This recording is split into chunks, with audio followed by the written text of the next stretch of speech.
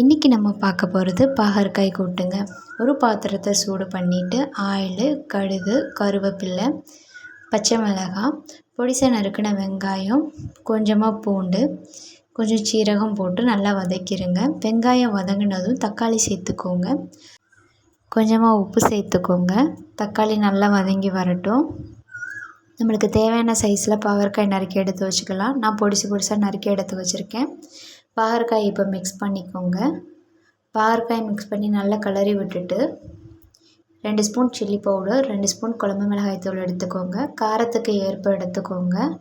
அப்புறம் ஒரு நெல்லிக்காய் சைஸ் புளி எடுத்திருக்கேன். புளி எடுத்து நல்லா கரைச்சி எடுத்து வச்சுக்கிட்டேன். ஏன்னா நம்ம இப்போ புளி தண்ணியிலே தான் வேக வைக்க போகிறோம். இப்போ புளி கரைசலை அதில் மிக்ஸ் பண்ணிடலாம். நல்லா கலந்து விட்டுருங்க. தேவையான அளவு சேருங்க. அதாவது கரெக்டாக பாகற்காய்க்கு வேகிற அளவுக்கு லைட்டாக சேருங்க. புளி தண்ணியில் தான் வேக வைக்க போகிறோம். நல்லா வெந்து வரணும். இப்போது அந்த தண்ணி நல்லா வற்ற ஆரம்பிச்சிச்சு. தண்ணி வற்றினதும் தேங்காய் துருவி வச்சுருக்கோம். அந்த துருவின தேங்காவை நம்ம இதில் மிக்ஸ் பண்ணிடலாம்.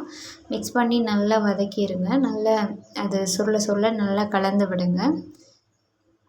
பாகற்காயே எனக்கு பிடிக்காதுன்றவங்க கூட இதை ரொம்ப லைக் பண்ணி சாப்பிடுவீங்க. ஒரு டைம் ட்ரை பண்ணி பாருங்கள். சூடான சாதத்தில் வச்சு சாப்பிட்லாம். அப்படி இல்லையா எந்த ஒரு காரக்குழம்புக்கு ஒரு சைட் டிஷ்ஷாக வச்சு சாப்பிட்லாம். ட்ரை பண்ணி பாருங்கள். ப்ளீஸ் ஷேர் பண்ணுங்கள், லைக் பண்ணுங்கள் அண்ட் சப்ஸ்கிரைப் பண்ணுங்கள். Happy cooking.